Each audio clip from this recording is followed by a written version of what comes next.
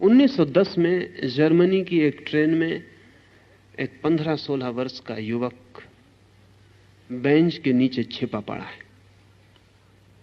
उसके पास टिकट नहीं है, वो घर से भाग खड़ा हुआ है, उसके पास पैसा भी नहीं है। फिर तो बाद में वो बहुत प्रसिद्ध आदमी हुआ और हिटलर ने उसके सिर पर 2 लाख मार्क की घोषणा की कि जो उसका सिर काट लाए। वो तो फिर बहुत बड़ा आदमी हुआ और उसके बड़े अद्भुत परिणाम हुए, और स्टालिन और आइंस्टीन और गांधी सब उससे मिलकर आनंदित और प्रभावित हुए। उस आदमी का बाद में नाम हुआ वुल्फ मैसिंग। उस दिन तो उससे कोई नहीं जानता था 1910 में। वुल्फ मैसिंग ने अभी अपनी आत्मकथा लिखी है जो रूस में प्रकाशित हुई है और बड़ा समर्थन मिला है। अपनी आत्मकथा उसने लिखी है अबाउट माई सेल्फ। उसमें उसने लिखा है कि उस दिन मेरी जिंदगी बदल गई। उस ट्रेन में नीचे फर्श पर छिपा हुआ पड़ा था बिना टिकट के कारण। मैसिंग ने लिखा है कि वो शब्द मुझे कभी नहीं भूलते, टिकट चेकर का कमरे में प्रवेश, उसके जूतों की आवाज और मेरी सांस का ठहर जाना और मेरी घबराहट और पसीने का छूट जाना ठंडी सुबह, और फिर उसका मेरे पास आके पूछना, यंग मैन योर टिकट। मैसिंग के पास तो टिकट थी नहीं, लेकिन अचानक पास में पड़ा हुआ एक कागज का टुकड़ा, अखबार की रद्दी का टुकड़ा मैसिंग ने हाथ में उठा लिया, आंख बंद की और संकल्प किया ये टिकट है, और उसे उठा के टिकट चेकर को दे दिया।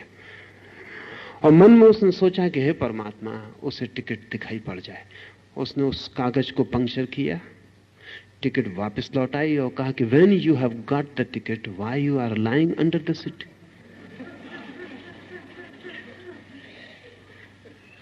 पागल हो, जब टिकट तुम्हारे पास तो नीचे क्यों पड़े हो?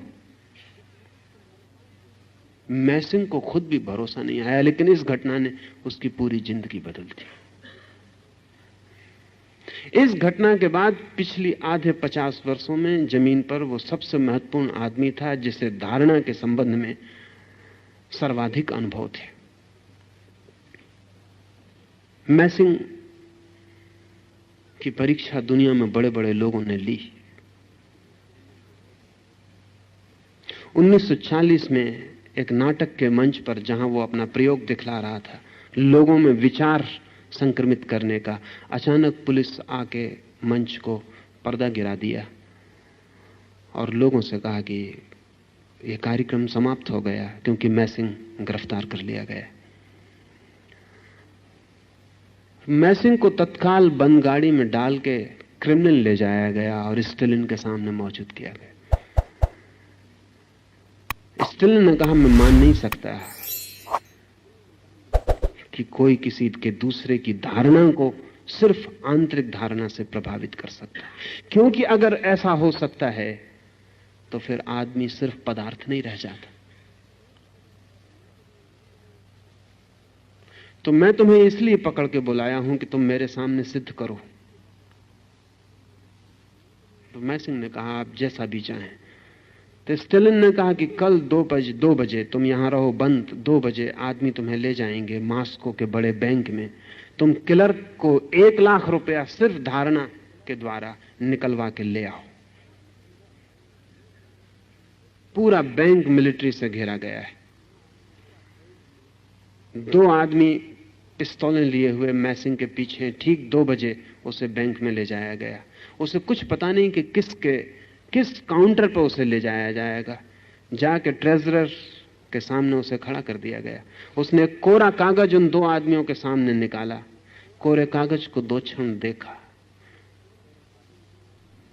ट्रेजरर को दिया और 1 लाख रूबल। ट्रेजरर ने कई बार उस कागज को देखा, चश्मा लगाया, वापस गौर से देखा और फिर 1 लाख रुपया, 1 लाख रूबल निकाल के मैसिंग को दे दिए। मैसिंग ने बैग में वापस अंदर रखे, स्टालिन को जाके रुपए दिए। स्टालिन ने कहा, हैरानी। वापस मैसिंग लौटा, जाके क्लर्क के हाथ में वो रुपए वापस दिए और कहा मेरा कागज वापस लौटा दो। जब क्लर्क ने वापस कागज देखा तो वो खाली था। उसे हार्ट अटैक का दौड़ा पड़ गया, वो वहीं नीचे गिर पड़ा।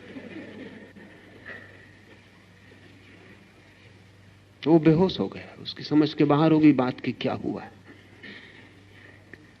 लेकिन स्टालिन इतने से राजी न हुआ। कोई जालसाजी हो सकती है, कोई क्लर्क और उसके बीच तालमेल हो सकता है। तो क्रेमलिन के कमरे में उसे बंद किया गया, हजारों सैनिकों का पहरा लगाया गया और कहा कि ठीक 12:05 पर वो सैनिकों के पहरे के बाहर हो जाए। वो ठीक 12:05 पे बाहर हो गया। सैनिक अपनी जगह खड़े रहे, वो किसी को दिखाई नहीं पड़ा। वो स्टालिन के सामने जाके मौजूद हो गए। इस पर भी स्टालिन को भरोसा नहीं आया, और भरोसा आने जैसा नहीं था, क्योंकि स्टालिन की पूरी फिलॉसफी, पूरा चिंतन, पूरा कम्युनिज्म का धारणा सब बिखरती है। ये एक आदमी कोई धोखाधड़ी कर दे और सारा का सारा मार्क्सियन चिंतन का आधार गिर जाए। लेकिन स्टालिन प्रभावित जरूर इतना हुआ कि उसने तीसरे प्रयोग के लिए और प्रार्थना की। उसकी दृष्टि में जो सर्वाधिक कठिन बात हो सकती थी वो ये थी, उसने कहा कि कल रात 12 बजे मेरे कमरे में तुम मौजूद हो जाओ, बिना किसी अनुमति पत्र के। ये सर्वाधिक कठिन बात थी, क्योंकि स्टालिन जितने गहन पहरे में रहता था उतना पृथ्वी पर दूसरा कोई आदमी कभी नहीं रहा। पता भी नहीं होता था कि स्टालिन किस कमरे में है क्रेमलिन के। रोज कमरा बदल दिया जाता था ताकि कोई खतरा ना हो, कोई बम ना फेंका जा सके, कोई हमला ना किया जा सके। सिपाहियों की पहली कतार जानती थी कि 5 नंबर कमरे में है, दूसरी कतार जानती थी कि 6 नंबर कमरे में है, तीसरी कतार जानती थी कि 8 नंबर कमरे में है। अपने ही सिपाहियों से भी बचने की जरूरत स्टालिन को थी। कोई पता नहीं होता था कि स्टालिन किस कमरे में। स्टालिन की खुद पत्नी भी स्टालिन के कमरे का पता नहीं रख सकती थी। क्रेमलिन के सारे कमरे जिनमें स्टालिन अलग अलग होता था करीब करीब एक जैसे थे, जिनमें वो कहीं भी किसी भी क्षण हट सकता था। सारा इंतजाम हर कमरे में था। ठीक रात 12 बजे पहरेदार पहरा देते रहे और मैसिंग जाके स्टालिन की मेज के सामने खड़ा हो गया। स्टालिन भी कब गया और स्टालिन ने कहा कि तुमने ये किया कैसे, ये असंभव है।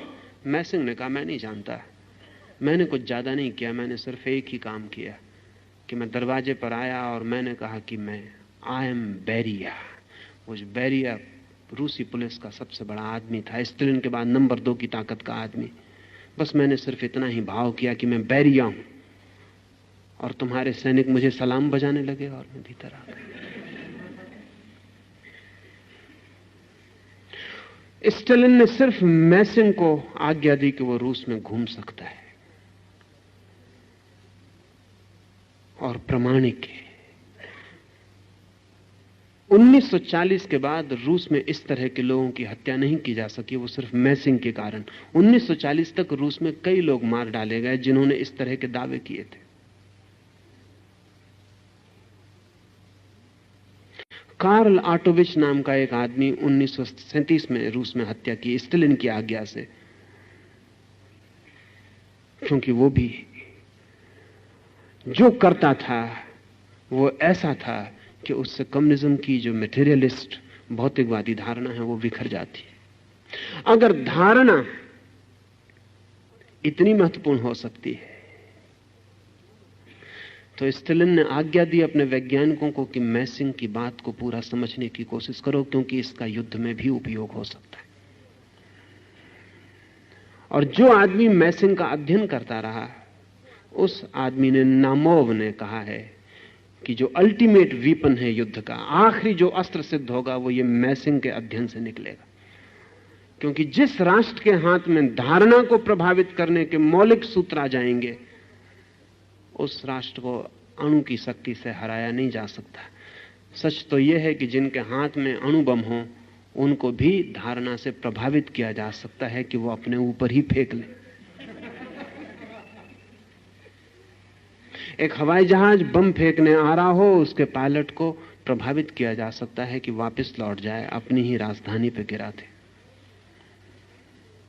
नामोव ने कहा है कि the ultimate weapon in war is going to be psychic power. ये धारणा की जो शक्ति है, यह आखिरी अस्त्र सिद्ध होगा। इस पर रोज काम बढ़ता चला जाता है। स्टालिन जैसे लोगों की उत्सुकता तो निश्चित ही विनाश की तरफ होगी।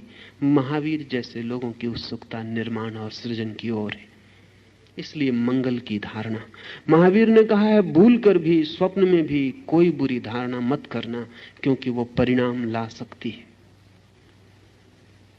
आप राह से गुजर रहे हैं, आप सोचते हैं मैंने कुछ किया भी नहीं, एक मन में ख्याल भर आ गया कि इस आदमी की हत्या कर दूं। आपने कुछ किया नहीं। कि इस दुकान से फला चीज चुरा लूं।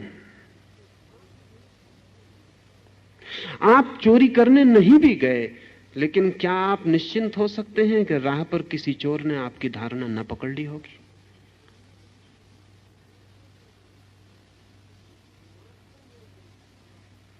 मॉस्को में एक हवा पिछले 2 साल में प्रचलित हुई है कि कोई भी आदमी अपनी गर्दन खुजलाने के पहले चारों तरफ देख लेता है, क्योंकि यह प्रयोग चल रहा है 2 साल से। मोनिन नाम का वैज्ञानिक सड़कों पर प्रयोग कर रहा है। वह आपके पीछे आके कहेगा आपकी गर्दन पे कीड़ा चढ़ रहा है, मन में अपने गर्दन खुजला रही है, खुजलाओ जल्दी, और लोग खुजलाने लगते हैं। अब तो यह खबर इतनी फैल गई क्योंकि उसने हजारों लोगों पर प्रयोग किया है। राह के चौरस्तों पर खड़े होकर, होटल में बैठकर, ट्रेन में चढ़ के। और मानन इतना सफल हुआ है कि 98% सही होता है। जिसके पीछे खड़े होकर वो भावना करता है कि गर्दन खुजला रही है, कीड़ा चढ़ रहा है, जल्दी खुजलाओ, वो जल्दी खुजला। अब तो लोगों को पता चल गया सच में भी कीड़ा चढ़ा हो तो लोग पहले देख लेते हैं कि वो मानन नाम का आदमी आसपास तो नहीं। जब से मानन का प्रयोग सफल हुआ है, तब से मस्तिष्क के बाबत एक नई जानकारी मिली है, और वो ये कि मस्तिष्क सामने से जितनी शक्ति रखता है, उससे चौगुनी शक्ति मस्तिष्क के पीछे के हिस्से में।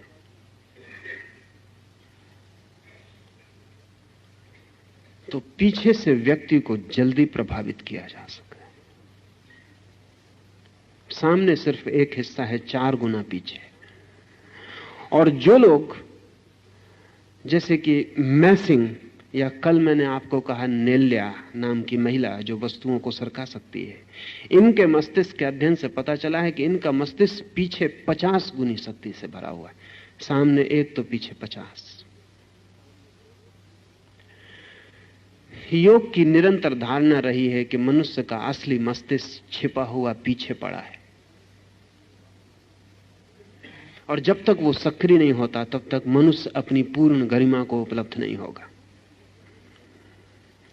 यह भी हैरानी की बात है कि अगर आप कोई बुरा विचार करते हैं तो प्रकृति का अद्भुत नियम है कि आप मस्तिष्क के अगले हिस्से से करते हैं। मस्तिष्क का प्रत्येक हिस्सा अलग अलग काम करता है। अगर आपको हत्या करनी है तो उसका विचार आपके मस्तिष्क के ऊपरी सामने के हिस्से में चलता है, और अगर आपको किसी की सहायता करनी है तो पीछे अंतिम हिस्से में चलता है।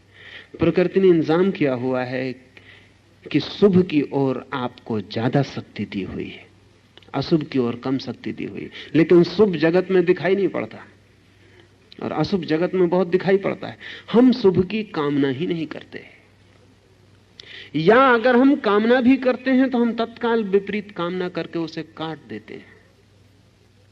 जैसे एक मां अपने बच्चे के जीने की कितनी कामना करती है, बड़ा हो, जिए, लेकिन किसी क्षण क्रोध में कह देती तू तो होते से ही मर जाता तो बेहतर था। उसे पता नहीं है कि 4 दफा उसने कामना की हो शुभ की और ये एक दफा अशुभ की,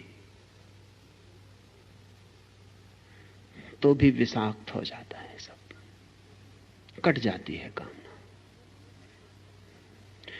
महावीर अपने साधुओं को कहते थे, मंगल की कामना में डूबे रहो 24 घंटे, उठते बैठते, श्वास लेते छोड़ते। स्वभावतः मंगल की कामना शिखर से शुरू करनी चाहिए, इसलिए वो कहते हैं अरिहंत मंगल है। वे जिनके आंतरिक समस्त रोग समाप्त हो गए, वे मंगल हैं। सिद्ध मंगल हैं, साधु मंगल हैं। और जाना जिन्होंने, जैन परंपरा केवली उन्हें कहती है जो जानने की दिशा में उस जगह पहुंच गए जहां जानने वाला भी नहीं रह जाता, जानी जाने वाली वस्तु भी नहीं रह जाती, सिर्फ जानना रह जाता है, सिर्फ केवल ज्ञान मात्र रह जाता, ओनली नोइंग। केवली जैन परंपरा उसे कहती है जो केवल ज्ञान को उपलब्ध हो गया, मात्र ज्ञान रह गया, जहां ना कोई जानने वाला बचा, जहां मैं का कोई भाव ना बचा, जहां कोई गे ना बचा, जहां कोई तू ना बचा, जहां सिर्फ जानने की शुद्ध क्षमता, प्योर कैपेसिटी टू नो। इसे ऐसा समझें कि हम एक कमरे में दिया जलाएं तो दिए की बाती है, तेल है, दिया है, फिर कमरे में दिए का प्रकाश है, और उस प्रकाश से प्रकाशित होती चीजें हैं, कुर्सी है, फर्नीचर है, दीवार है, आप है। अगर हम ऐसी कल्पना कर सकें कि कमरा शून्य हो गया, न दीवार है, न फर्नीचर है, कुछ भी नहीं, दिए में तेल भी ना रहा, दिए की देह भी ना रही, सिर्फ ज्योति रह गई, प्रकाश मात्र रह गया, ना तो दिया बचा और ना प्रकाशित वस्तुएं बची, मात्र प्रकाश रह गया, आलोक, स्रोत रहित, कोई तेल नहीं, कोई बाती नहीं। और ऐसा आलोक जो किसी पर नहीं पड़ रहा है, शून्य में फैल रहा है। ऐसी धारणा है जैन चिंतन की केवली के संबंध में। जो परम ज्ञान को उपलब्ध होता है वहां ज्ञान अकारण हो जाता है, कोई सोर्स नहीं होता। क्योंकि बात बहुत कीमती है। जैन परंपरा कहती है कि जिस चीज का भी सोर्स होता है वो कभी ना कभी चुक जाती, चुक ही जाएगी, कितना ही बड़ा स्रोत क्यों ना हो। सूर्य भी चुक जाएगा एक दिन, बड़ा है स्रोत, अरबों वर्षों से रोशनी दे रहा है। वैज्ञानिक कहते हैं अभी और अंदाजन 4000-5000 साल रोशनी देगा, लेकिन चुक जाएगा। कितना ही बड़ा स्रोत हो, स्रोत की सीमा है, चुक जाएगा। महावीर कहते हैं ये जो चेतना है ये अनंत है, ये कभी चुक नहीं सकती, ये स्रोत रहित है। इसमें जो प्रकाश है वो किसी मार्ग से नहीं आता, वो बस है, इट जस्ट इज।